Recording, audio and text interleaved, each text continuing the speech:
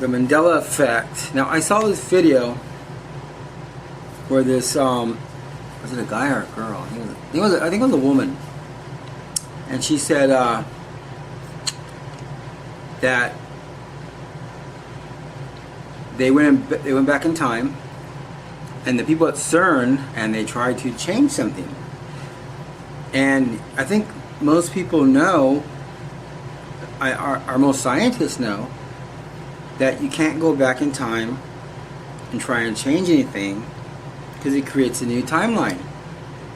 That all it does is create a new timeline. Now, if there's a way you do it where you think you're going to go back in your own timeline, keep the timeline, but still change something, as what it looks like they try to do. Now, that's different. That means if they went back in our own timeline and said, okay, we don't want to create a new timeline, we want to stay on this timeline, but we want to change something. By doing that, that will cause a ripple effect. That causes parallel universes. Well, let's back up. That will cause this timeline itself to start changing things by itself. In turn, that means that other parallel universes will start weaving in and out of ours, and ours out of theirs. And then other ones will get caught in the suction, and it starts off slow, and then it gradually gets bigger and bigger, and pretty soon it's just like... Now, what that would do, because I'm a Christian, that would tell me that there you would have, remember in string theory, anything is possible. That's what the scientists believe.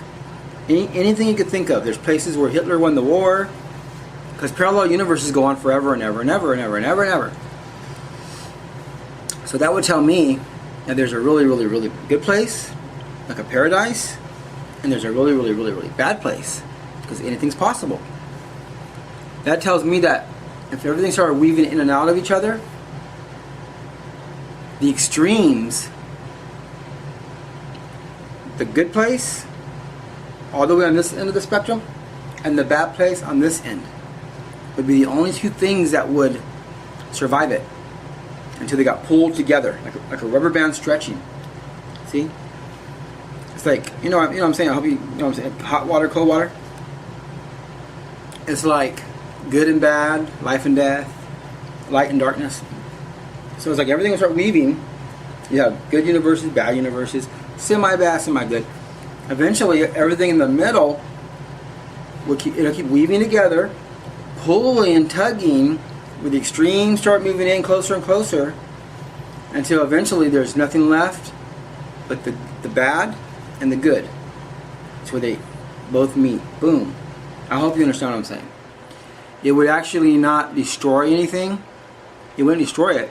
It would cause every universe, parallel universe, to start merging together, until eventually they are together. But the extreme bad and the extreme good at both ends of the spectrums would eventually get sucked together like that. Everything in between will be pulling at it. See why it's winding and pulling and switching the extremes on the both ends. It would come together like that.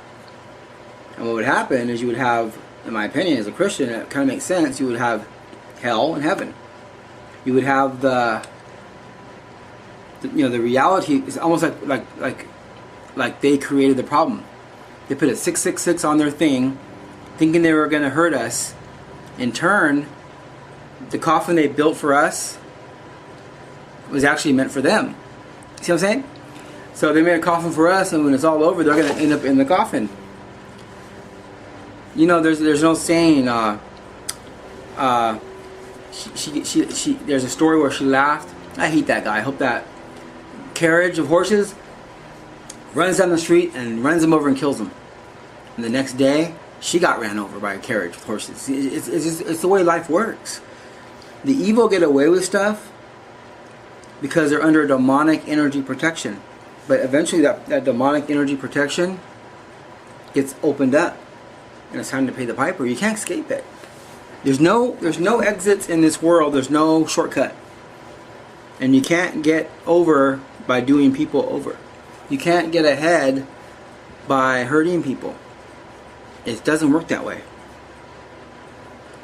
You can do it, and you could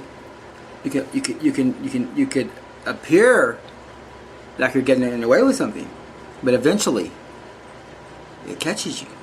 And this is just a theory, but it makes sense. Scientists say everything's possible, so there has to be one universe that's so horrible and one universe that's so good. That could have been God the entire time seeing the future and trying to explain it to man, and us kind of understanding it. And then what would happen is, based on your energy, what kind of person you are, is where you're going to vibrate to. Because if the place is extreme bad, and then your energy is bad, it's going to pull you in like a suction cup. And if your energy is good and the place is good, it'll pull you in like a suction cup. It kind of makes sense. It could actually explain why people have the thought in their mind, electricity thought of karma, reincarnation. All this stuff could be true in a sense. Parallel universes is, in a way, is reincarnation. It's just that you don't die in this timeline and come back. Instead, you live all these different lives through all the different universes. See what I'm saying? So you are reborn over and over. It's just in the same timeline. I mean, sorry, it's in the same year. Different timeline. So I was born in 1970. 1970, and billions and billions and billions of parallel universes, and so are you. There is trillions and trillions and trillions of versions of you. Not virgins, versions. That's what scientists believe. It has to do with math. And that in quantum physics, there's 7 parallel universes that occupy the same space. In quantum physics. 7 parallel universes that are exactly the same. But in relativity, the study of big things, they're spread out hundreds of millions of light years apart. Now that's 7 exactly the same. 7 parallel universes exactly the same. From that moment on, anything possible starts to branch off. We're talking about just a little bit of dust changing in the air creates billions and billions and billions and billions and billions of parallel universes per second. Per second. If you try and get the math, it's crazy. So they're looking for different things. They're looking for this is what the certain people were doing. The 666 logo. They're looking for demons. They wanted to bring some friends in because they're devil worshippers or Luciferians. Not devil worshippers. They actually get insulted. They don't worship the devil. They worship Lucifer, a beautiful angel of light who's just like God, but he's a victim, and he only wants freedom because he loves you. And the people at CERN, were trying to find a parallel universe where God doesn't exist, so the devil can jump in there and be God of everything, and God couldn't reach him because God doesn't exist there. Now that's impossible. God exists everywhere. And you see what the math says. It doesn't matter what the math says. I believe that God has everything in a box. Well, yeah, in that box it makes sense. See, you can create a reality, put it in a box, and then have it on the outside of that box, a whole other reality. God is so powerful, so infinite. He could have created parallel universes that go on forever, but to us there's no end. But for God that has always been here and will always be here like a circle, there's no beginning. God was never born. He was never created. He has always existed, and he will always exist. So for God, his understanding, he can put something that goes on forever and ever into a box still, where there's still a surrounding of it. In math, it would make sense somehow. He'll go backwards, forward, bend, stretch.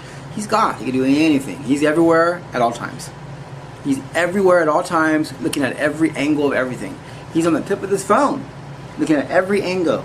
He sees everything you do, everything I do, all the time, constantly. He always has been there.